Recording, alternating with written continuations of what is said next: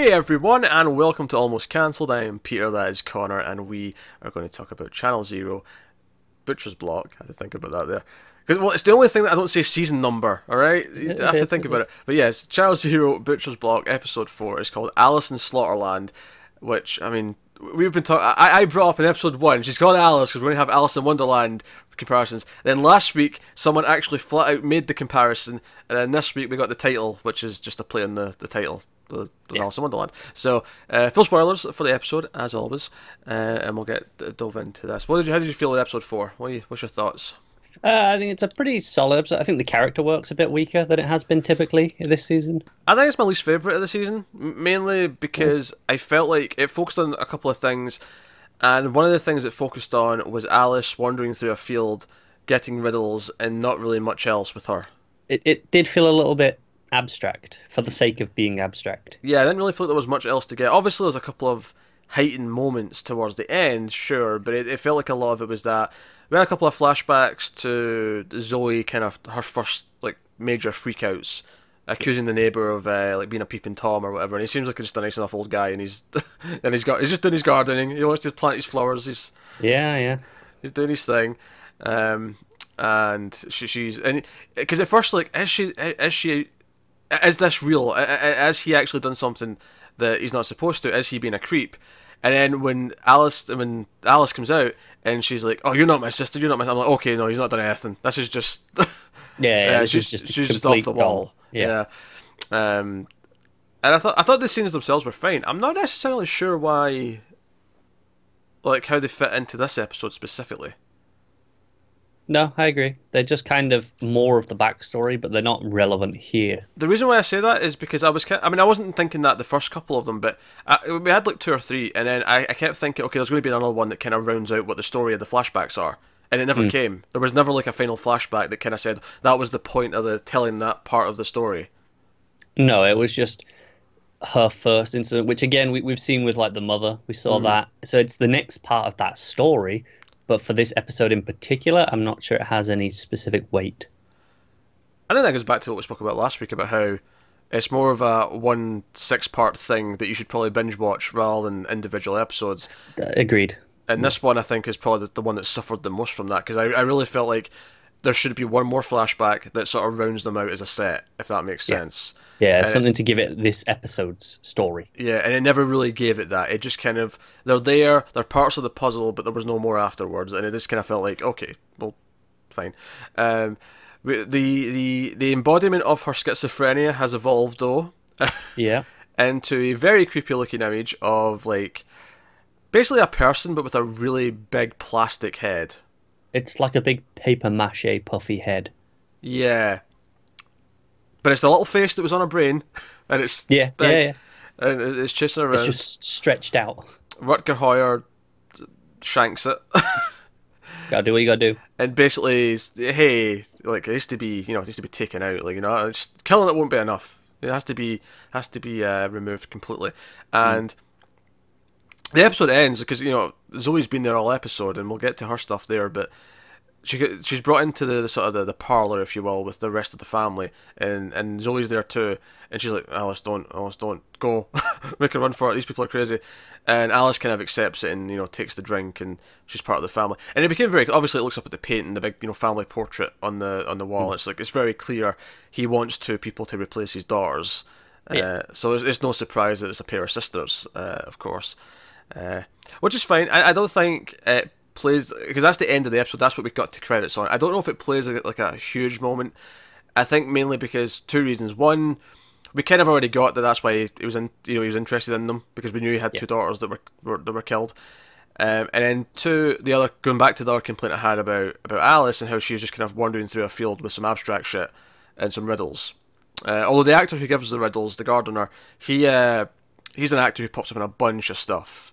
He's one of those actors that pops up in little minor character roles like this all over the place. I think when I looked him up on IMDb, I was curious where he was from.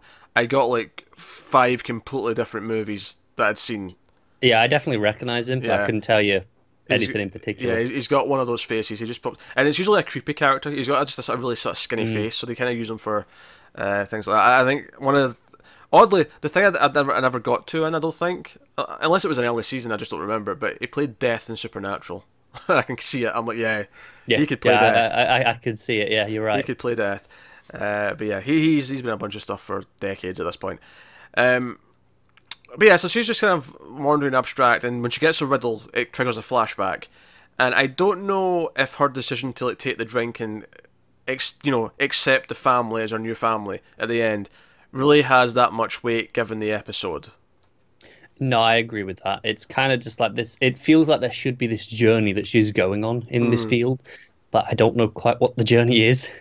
The journey's kind of absent. Yeah. I guess it's just like, again, more fear this is going to happen to you. You saw it happen to your sister. It's coming for you. There's the big paper mache head. Yeah, but they don't really get that across that well this episode compared to the other times that they've done that same message. Yeah. That's why I think ultimately this is the weakest episode, because that's probably the main part. That's the main focus of the episode, and it kind of falls flat a little bit. Meanwhile, Zoe is mostly sitting at a dinner table for the whole episode, and she's with what's the face? Robert's wife, Edie. Edie. There you go. That sounds right.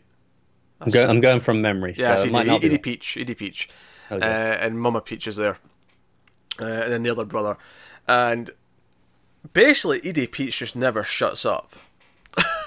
Oh, that voice is getting on my nerves. She talks a lot. She talks a lot about nothing, and they're basically trying to convince her to just start eating what's there. Yeah. Presumably people, and she's kind of like disgusted by it. At one point, there's like an ear, and she keeps like being tempted to eat the I'm pretty ear. clear. It's definitely people when there's an ear.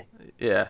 Well, no, I'm saying at first it wasn't. Obviously, At first it wasn't. It was by the just time we sliced got meat. Yeah. by the time we got to the ear, yeah, it was pretty, confirmed. But I'm saying at first it was just like slices of meat. It could have been, Yeah. it could have been beef or something. I don't know. It could have been beef. A little beefish. Yeah, beefy. Do you think we taste like beef? I don't know. I like beef when it's cooked right. I feel like. How often do you get it where it's cooked wrong? I don't. No, I think it's really easy to cook roast beef wrong. It's really easy to make it really dry or chewy and kind of just shit. It's you got to get it right for the roast beef. That was really not my point, but I'm just assuming human is the same rules. It's really hard to get it right. Probably need practice. Despite being ginger, I'm sure you don't taste like gingerbread, which is a shame, because gingerbread is actually quite nice. Yeah, disappointing. Yeah. But yeah. So, but they basically discover what she's been doing, and they're trying to convince her to eat more meat. At one point, they've got like sundaes out on their table, but when I looked closer at them, I'm like, wait, what's that floating at the top? Yeah. Are those bits of meat? Is that meat in a sundae? What are you doing? I think it is. Yeah. I love a lot of meat, but it's just too far. Yeah, I think honestly, and again, this was kind of fine, but it was definitely a minor part of the episode, and like I say, it was kind of repetitive. I think what did work a little bit better, and was definitely had more shock value, was the other stuff with Louise and Luke. Yes, definitely. Because he goes to her, he's killed Robert, or he thinks he's killed Robert, because eventually he convinces Louise, like, help me like dispose of the body and whatnot, and she does, but it starts to move at one point, and he's like, I'm going to make sure I kill him, and he stabs it with a shovel. Stabs it with a shovel, and they basically chop him up, as we said. Although at one point he disappears as well. They turn around and his body's just missing. And in fact, my favourite part actually is just before he does stab it with a shovel, he just yells mouse when he moves. He just sort of sits up in the bag. Mouse! He's like, oh, screw this, shovel! Yeah. So, yeah, it's good. But yeah, so he convinces Louise that they can trust his dad. That he's convinced that they've got something on his dad, and that's why he has to help. Yeah. And of course, the longer this scene went on, the more I was convinced that the father was going to screw you badly, sunshine. Yep.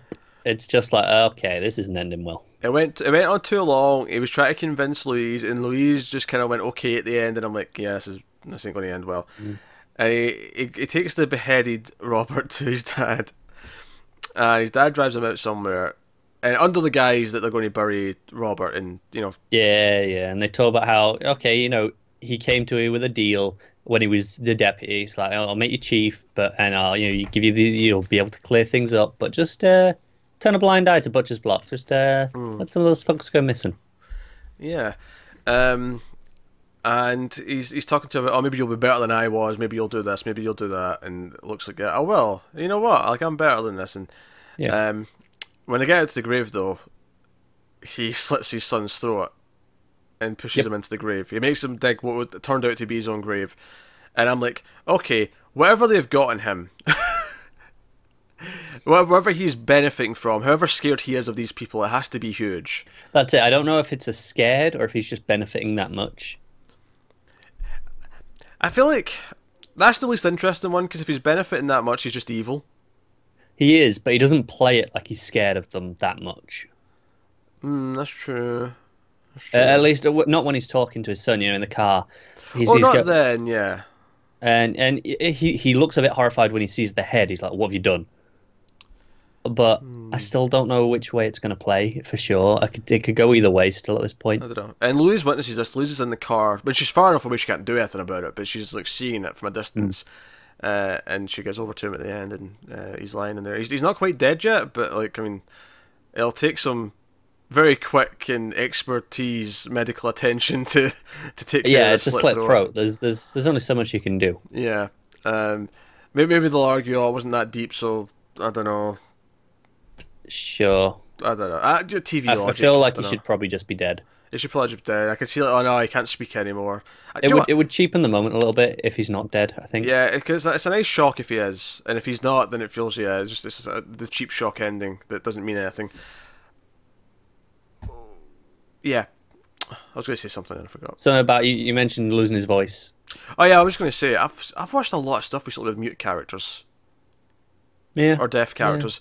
Because Shape of Water, I did Sympathy for Mr. Vengeance and Overload with Matt. That's got a deaf character in it. There's a lot of sign language. Mute, the film. Yeah, we did that shit. Yeah, and there was a deaf character in Dark not that long ago. It was only a couple of months. I feel like I've seen a lot of. I watched Hush not so long before that. There you go. Yeah. There's a bit of a streak. Yeah, just a lot of either deaf or mute or both kicking around. Regardless, they all lead to sign language. Is what I'm saying. They do. But I've seen a lot of that recently. No. To get to this moment here though, with Luke, I feel like I can see him being alive because that's kind of the journey he's been going on. As this arc, and it feels like, okay, it's been cut short. And I hope it has been cut short. It's got more weight of just the shock of, we subverted those expectations. I could see him being dead, but we see him in the house world. Maybe. Because it's like the afterlife, because it's this or that. Or maybe Robert will save him for that world, and take him there or something. I don't know. Well, wants to torture him. Yeah, torture him or make them one of them or whatever. I don't know. Yeah, I'm not sure. Yeah, I'm not sure. I really don't know. Beyond obviously the sisters having to overcome their fear and escape. Right. I don't know what we're doing with the other characters exactly. And we did spend a fair amount of time this episode with these other characters, more so than I expected to. Yeah, they're definitely setting up that Louise and Luke are main characters, which is why it's quite effective if Luke is actually dead. If that was his death. Now, to be fair, we've got 6 episodes. This is the end of episode 4. It's 2/3 in. It's the end of your act 2. It's feasible for it to be a death. Yeah. There's okay, they could try and swerve it, and I hope they don't. You could be a floating ghost next episode. He could, I suppose. Why not? No. Reincarnated as a mouse. Going around as a mouse. That's what's happening. That'd be amusing. But no, that's pretty much it. I thought it was a weaker episode overall. It's probably the weakest of the season. But yeah, we'll see if episode 5 and 6 can bring it back. Julian Richards was the name of the actor I was talking about, the gardener who's been in tons of stuff. It was in Man of Steel, and I can kind of remember it now I'm thinking about it, but that's not what I was thinking of. Actually, one of the things he was in was Urban Legend. I remember him in that. He was the weird janitor dude in that movie. Apparently it was in X-Men 3. I don't remember him in that though. Again, this is why I'll go, oh, I know his face, because even though I don't remember him in these roles, I've definitely seen these movies. I've seen him in them. Yeah, you've seen him in tons of stuff. I'm scrolling. Oh, he was in The Witch. I've not seen that one yet. or Vivage, if you want to. Yeah, the correct pronunciation. Is it correct? You're supposed to pronounce it like that? It's not. It's just correct based on the way it is written. You're really holding those hiccups back. You're really You're really fighting there. I was in Wrong Turn. There's another one I've seen. Yeah, been tons of stuff. Like I say, a good 20+ years of. Oh, he was in Cube. That's right. He was the opening scene in Cube. That's right. Yeah, like I say, he's been around for a while. Anyway, that is us. That is episode 4 of Channel Zero Butcher's Block. Let us know what you think of this one in the comments below. Like and subscribe, all the usual stuff. Get us on Twitter at mailed_fuzz for channel updates. If you want to support the channel, head over to patreon.com/mailfuzztv. There'll be a link to that in the description. But otherwise, that is us. So thank you once again for watching. Keep watching TV, guys. Have you got any vanilla?